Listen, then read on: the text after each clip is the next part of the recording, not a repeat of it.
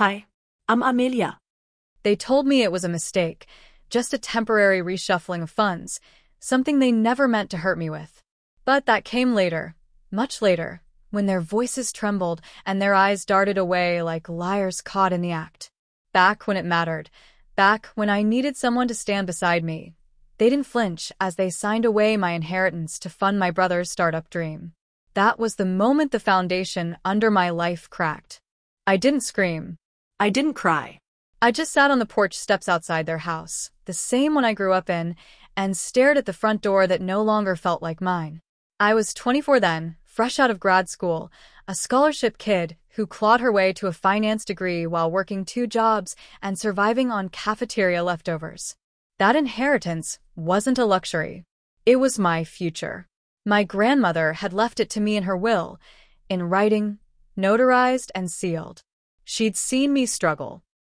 She knew I would need help, and she wanted to make sure I didn't go through life waiting for someone to give me permission to build something of my own.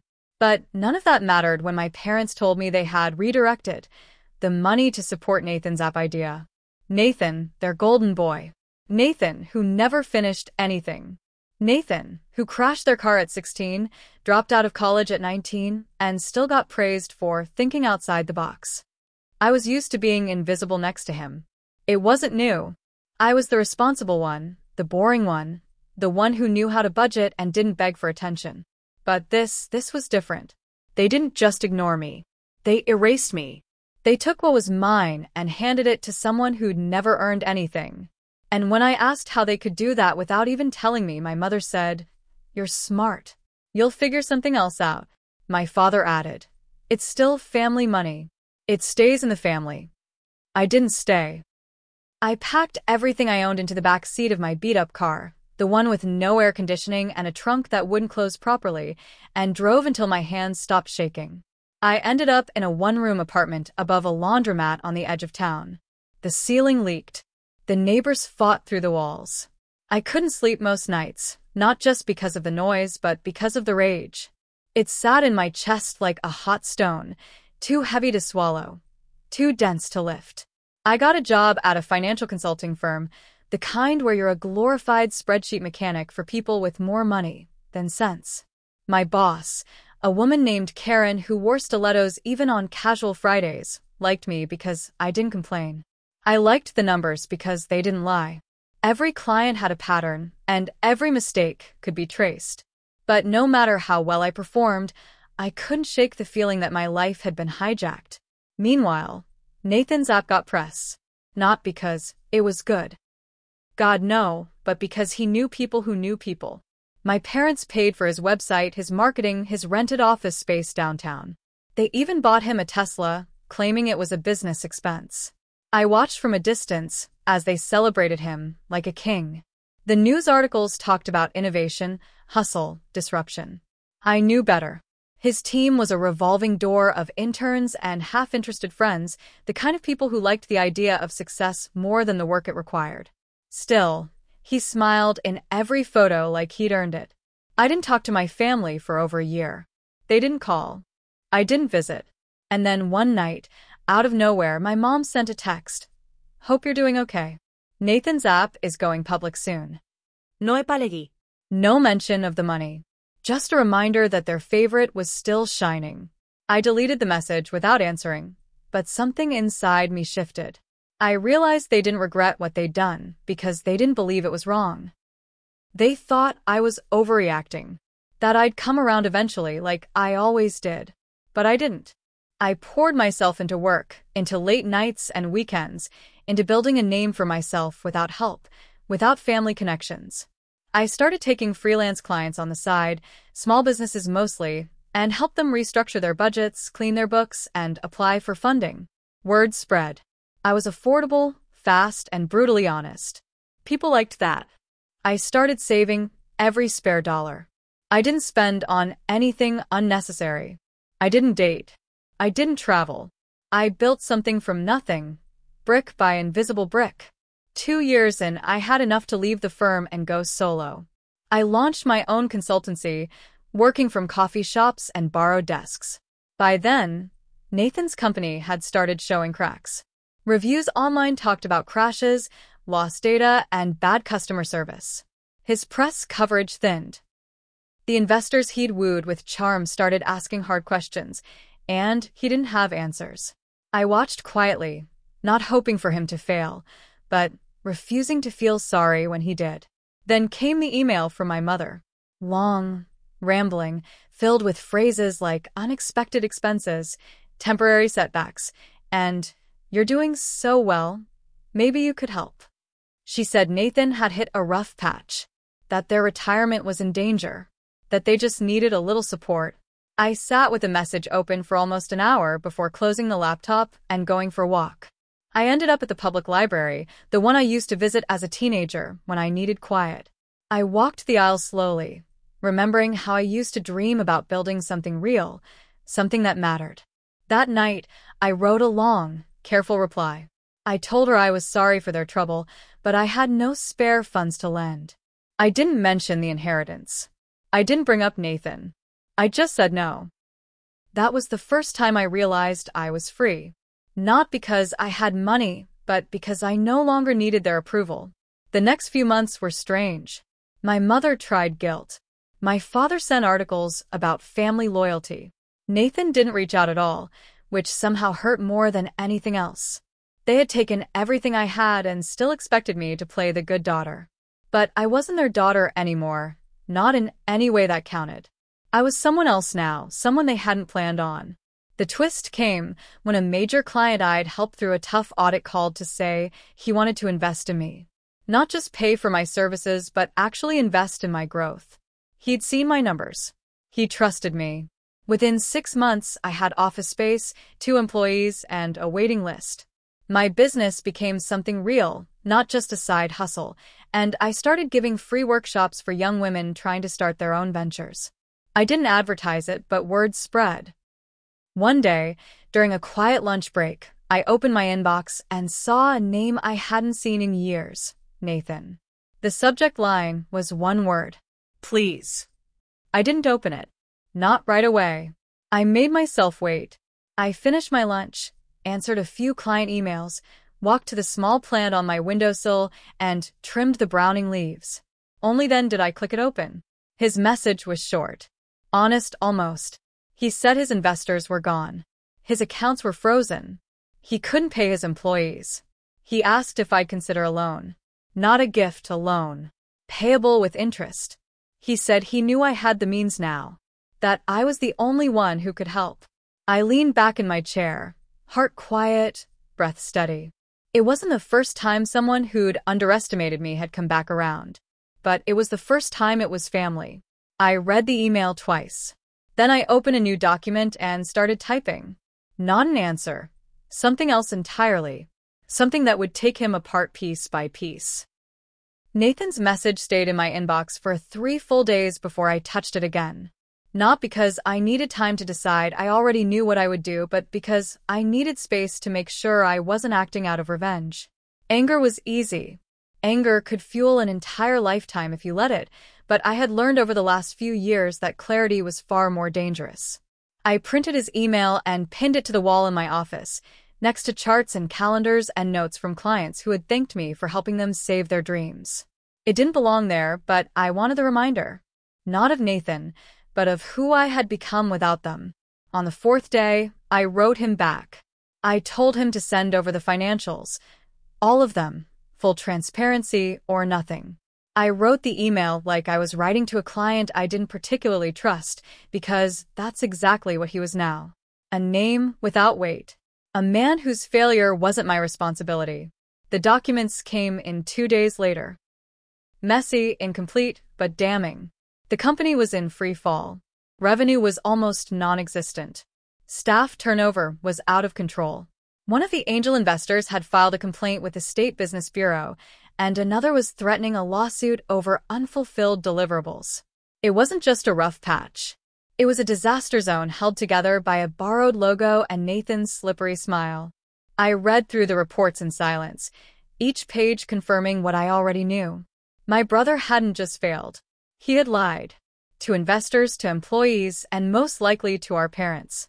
The money they gave him, my money, was gone, swallowed up by bad hires, vanity projects, and poor decisions. And yet, part of me still felt that old ache, that tug in the chest that asked, what if I helped? What if I fixed it just to prove I could? But I shut it down quickly. I wasn't here to save anyone. I wasn't here to carry the broken bones of a legacy that was never meant for me.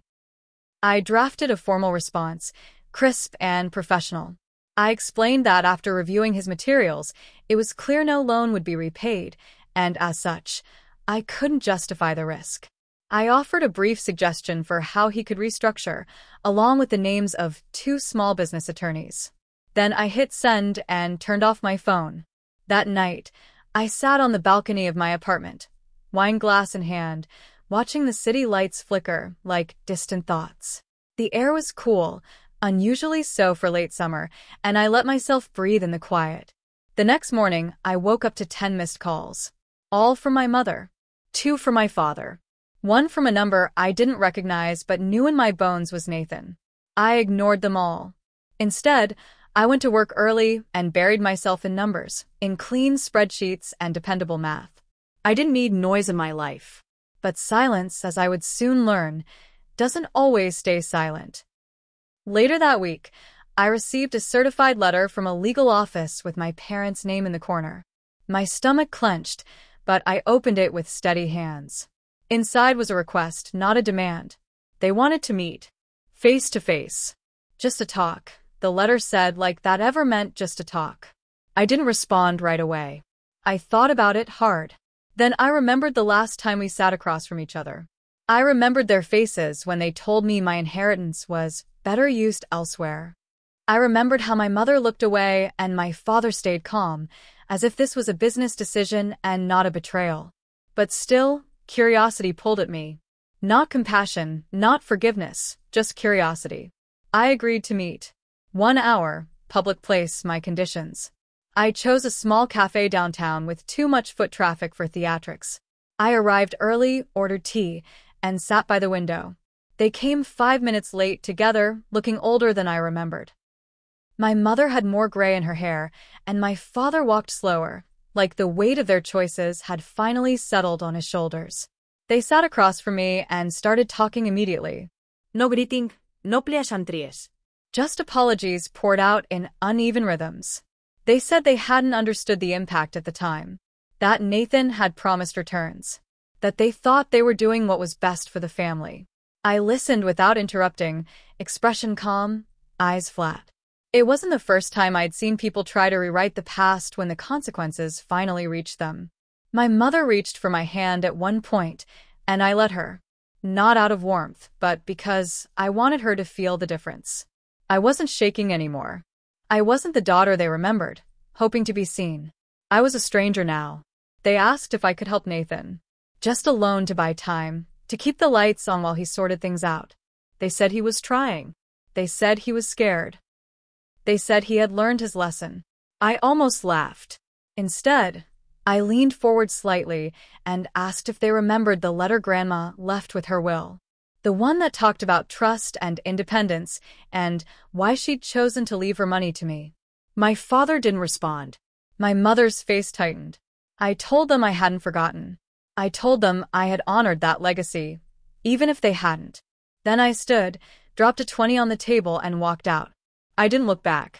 A week later, a blog post started making rounds in local startup circles.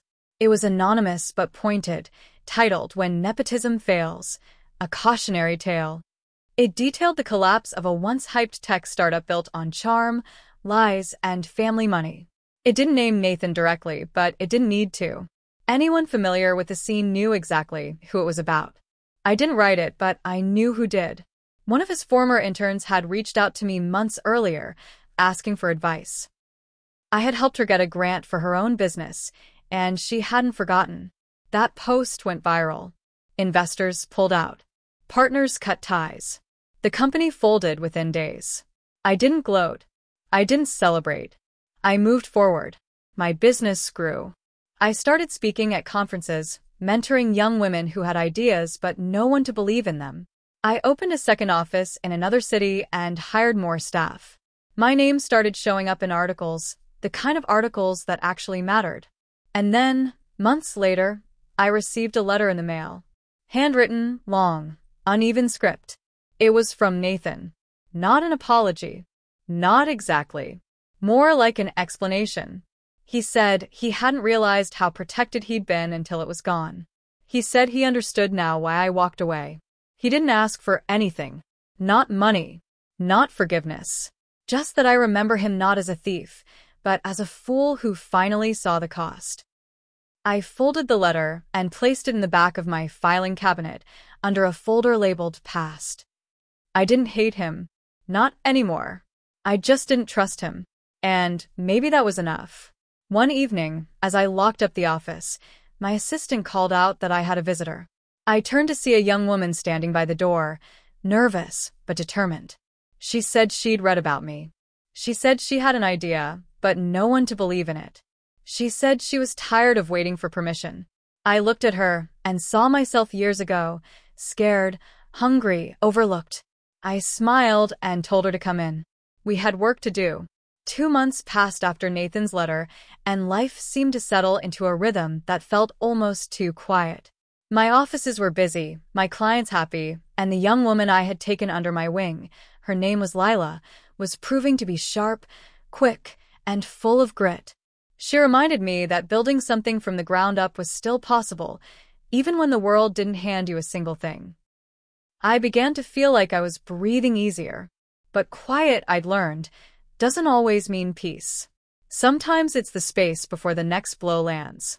That blow came in the form of a newspaper article. It wasn't about Nathan this time. It was about me. The headline didn't use my name outright, but the subtext was impossible to miss. Small business success built on family fallout, it said. The article painted me as ruthless. A woman who refused to support her struggling brother during a financial crisis and weaponized inherited money for personal gain. The tone was sharp, skewed, and unmistakably personal. There were quotes from anonymous sources describing me as cold, calculating, distant. There were references to family betrayal, exaggerated claims about my startup's origins, and even a paragraph suggesting I manipulated investors using my personal story.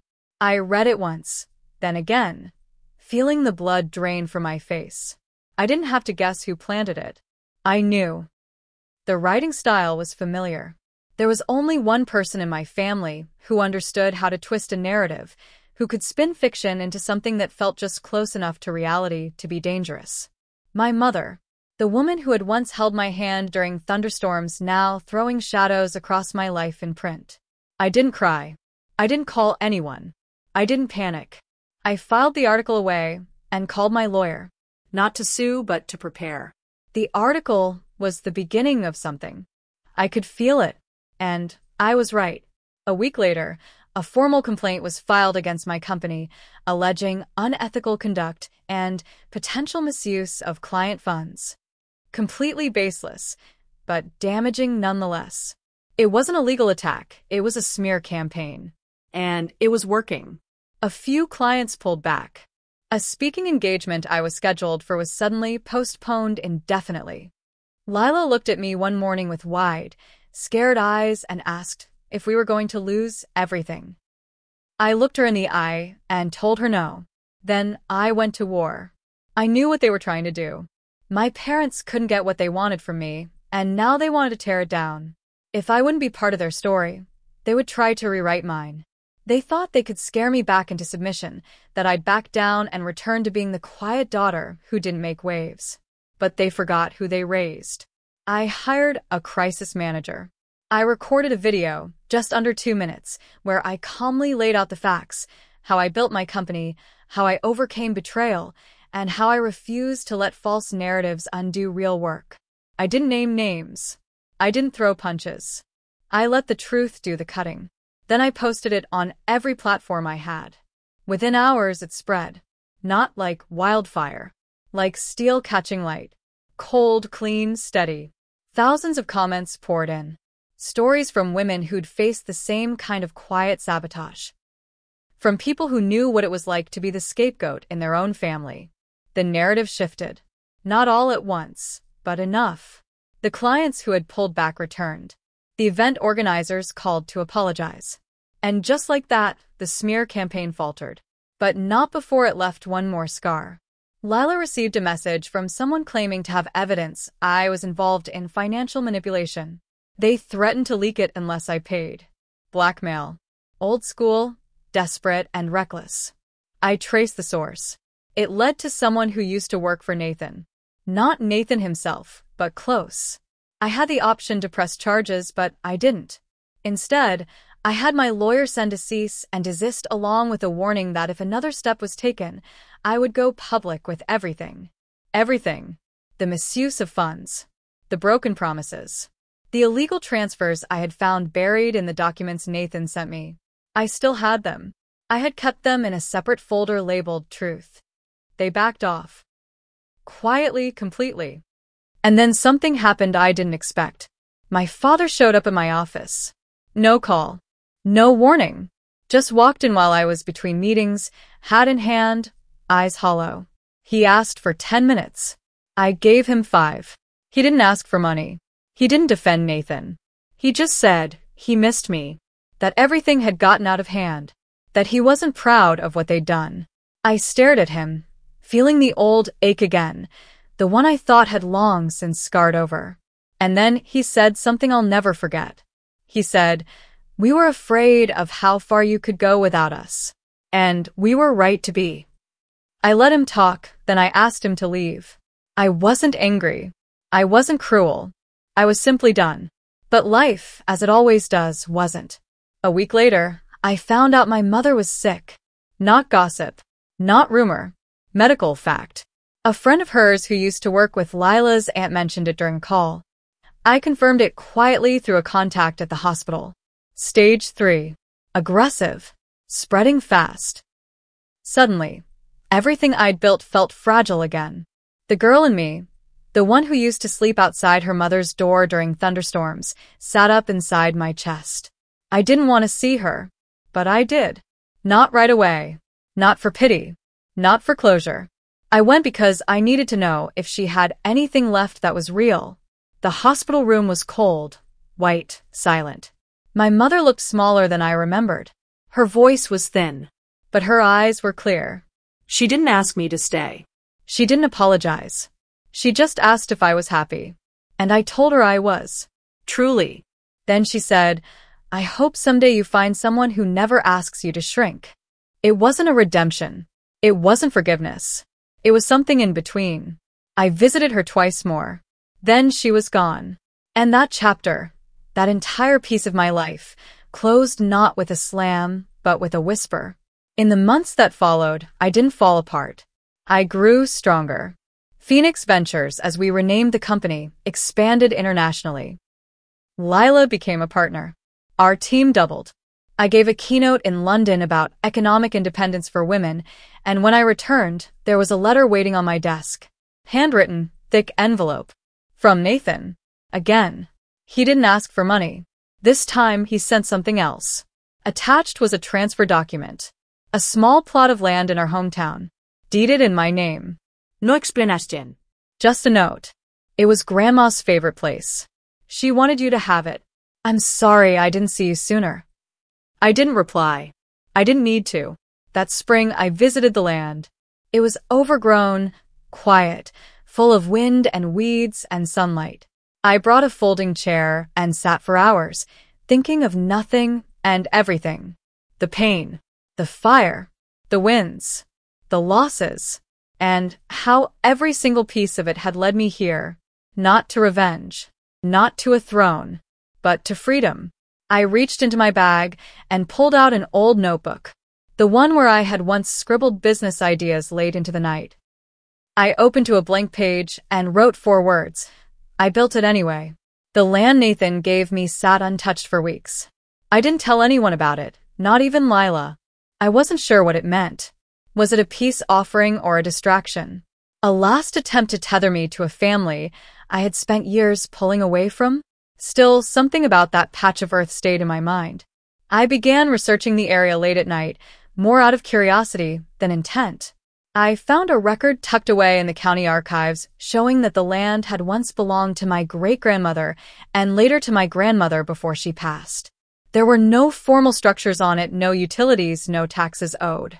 Just forgotten dirt and roots and silence. And yet, something about it felt heavier than the deed could explain. A few weeks later, I drove out there again, this time with a clipboard, a camera, and an architect. I didn't know exactly what I was planning, but I felt like I was circling something important. Then, without warning, the past knocked on my door one last time. A letter, stamped, formal, and delivered to my office. Inside was a legal notice from a firm I didn't recognize. It wasn't from my family. It was from one of Nathan's former investors, someone who had backed him during the app's launch and claimed he was still owed significant sums. The investor alleged that Nathan had promised repayment from family reserves and used my name as a guarantor in conversations, even referencing the inheritance I had freely shared to support the company. It wasn't true. I had never signed anything, never promised a cent. But now my name was tied to a failing man's debts, and the legal threat was real enough to force my hand. I met with my attorney immediately, furious and exhausted. She reassured me it was thin, a bluff, unlikely to go far, but I had to respond. That meant affidavits, statements, public filings, which meant the story would resurface in the press. I felt like I had finally climbed out of a long tunnel only to find another waiting. But I wasn't the same woman who had once sat outside a family dinner, trembling. I responded publicly and directly. I released a clean, unshakable statement denying involvement, backed by documentation, time-stamped correspondence, and sworn testimony from financial analysts who had reviewed the case. The investor went quiet. The lawsuit never materialized. But it left behind something deeper than paperwork.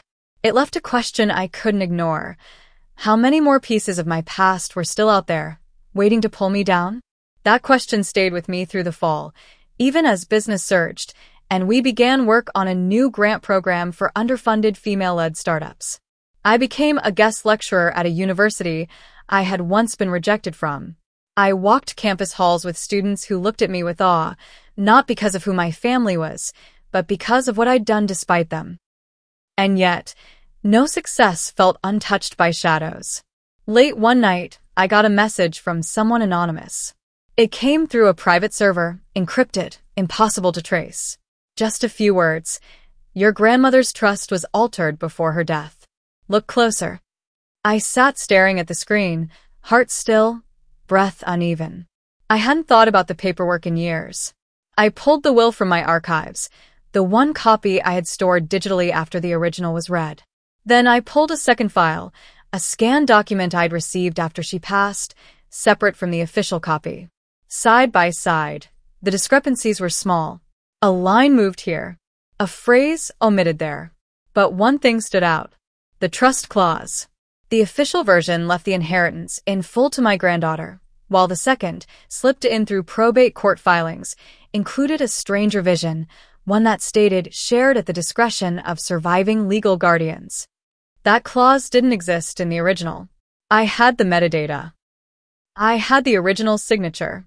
Someone had tampered with the record after her death. I launched a private investigation. Quietly, carefully. I didn't want to make noise until I had something solid. What I found shocked even me. 3 months after my grandmother died, my parents had petitioned the estate court for an amendment, citing a clerical error. They claimed the wording was ambiguous and filed documents that suggested she had intended for the money to be shared equally among her grandchildren. The court, overburdened and understaffed, processed the change without review. And that's how my inheritance was taken. Not because she changed her mind, but because they changed the paperwork. I could have taken it to court. I had every right. But I didn't. Not yet. Instead, I filed the findings away in a secure drive and began drafting something different, something bigger than a lawsuit. A foundation. I named it after my grandmother. I would take the land Nathan had returned and build a campus on it. Not a company, not a retreat, but a resource center, complete with workshops, housing, funding, and mentorship. A place for women like me, the ones who were never picked first, the ones whose families told them no, and then watched them build anyway. I submitted the first permits the same week I finalized the acquisition. My attorney called it poetic justice. I called it legacy. Then, just as winter began to creep in, I received one final surprise. Lila walked into my office holding an envelope she'd found slipped under the door. No stamp, no return address. Just a note and a single key. The note said, "You were right all along. There's more. You should see it for yourself." The key had a number engraved on it, 325. It took us 2 days to figure it out. A safe deposit box at a local bank, long forgotten. We presented ID, signed forms, answered security questions. Then the vault opened. Inside was a single binder. Black, heavy, worn with age. Inside were notes, handwritten by my grandmother. Journals, letters, financial records. Proof. Not just of the inheritance, but of her fears. She had known. She had suspected what my parents might do. And she had written everything down. Her final entry read, "If you're reading this, then you found your way. Don't let them define you. Let them watch." I walked out of that bank into the cold air, the binder clutched to my chest like a second heartbeat. I didn't feel anger.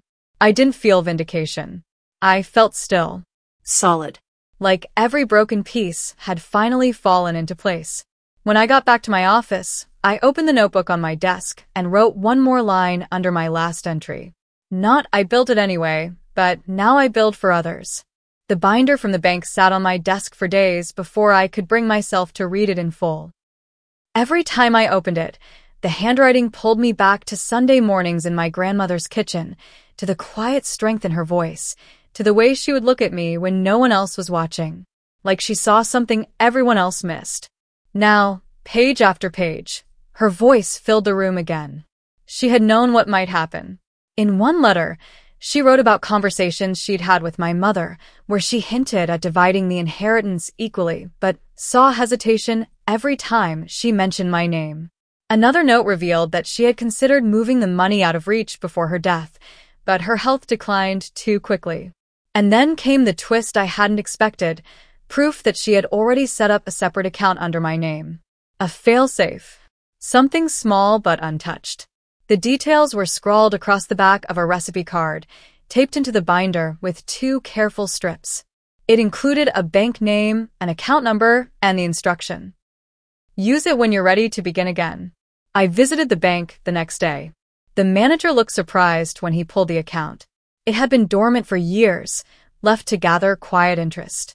Nothing extravagant, but substantial enough to mean something. A nest egg she had built in secret, meant only for me. I didn't withdraw it. I rolled it into the foundation account and renamed the center I was building. It wouldn't just be my grandmother's name now. It would be hers and mine, intertwined, one generation standing on the shoulders of another. I finalized the architectural plans, submitted the last zoning forms, and set a date for the groundbreaking. I didn't invite my parents. I didn't send an announcement. I didn't need their eyes on what I was about to create. But life had one more twist for me. 2 weeks before construction began, I received an email from a publishing house. A well-known journalist had picked up the story of my foundation and dug deeper. Through public records, through old interviews, through the digital remains of Nathan's rise and fall. They wanted to write a book. Not a scandal piece. A memoir. About survival. About rebuilding, about the kind of quiet legacy women leave when no one gives them credit. I hesitated. My story was mine. It wasn't for show. But then I thought about the women who might read it in silence, the ones sitting in the dark after another betrayal, wondering if they were the only ones who had been left behind. I said yes. The book deal was quiet at first. We met in coffee shops, reviewed drafts, tweaked tone and structure. I insisted on control, full rights, full approval. I wouldn't be misquoted again. Meanwhile, the land changed. The foundation began to rise from the soil like it had always been waiting there. Steel beams, framing, glass walls, natural light and strong lines. I hired a team of educators, financial experts, and mental health counselors. We built not just offices and classrooms, but dorms for women fleeing abusive homes, startup suites for those rebuilding from nothing, even a library filled with books written by women who had been forgotten and found their way back. Then, 1 month before the center opened, I got a letter. Not an email, not a legal notice. A real letter, handwritten and mailed to the foundation's P.O. box. It was from Nathan. The return address wasn't familiar. It was a small town several hours north, where I imagined he had gone to disappear. He wrote that he had read about the center, that he had seen the news and watched the interviews and read the article announcing the groundbreaking. He didn't ask for anything. He didn't even offer an apology. He just said he hoped I'd found what I'd been searching for, and that he'd finally realized he'd spent his whole life being handed things he never earned while I had to fight for everything. He wrote that he was leaving the country for a while. No details. Just an ending. I didn't reply. I didn't need to. The next day, I stood in front of the completed building, the final glass pane etched with our names. My grandmother's. Mine. The wind blew dust across the courtyard, but the air was clear, and I could see the horizon. I closed my eyes and let the moment land. I wasn't the girl who had once cried in the car outside my parents' house, or the woman who had been cast as cruel for choosing herself. I was something else now. Not just a founder. Not just a survivor. I was the start of a new line. At the ribbon-cutting ceremony, women of all ages filled the courtyard. Some with children, some alone, some fresh from tragedy, others full of wild dreams. I spoke softly, not to impress, but to connect. I told them this place wasn't built from revenge. It was built from the ruins of everything that should have broken me. From every silence I'd endured. From every name I'd been called. From every time someone told me I was too much or not enough. I told them I hadn't come to lead. I'd come to make room. Later, after the crowd had left and the building stood quiet in the afternoon light, I walked the halls alone. I passed framed photographs of women who had inspired change, some famous, some forgotten. Then I reached a small corner room, the one I'd reserved for writing, for reflection, for those who needed a space to just sit and remember who they were. I stepped inside, pulled out my old notebook, and added one final entry. Not a sentence, just a name. My own. Written clearly, deliberately, without apology. As I stood to leave, the wind rustled the trees outside. I watched the branches sway, thought of the storms I'd survived, the ones that never made the news but reshaped my life just the same. I didn't flinch. I didn't brace. I smiled. Because I knew now that storms don't just destroy. They clear the air. They tear away what's false. They make room for what was always meant to grow. And I had grown. Not in spite of them, but beyond them. Forever.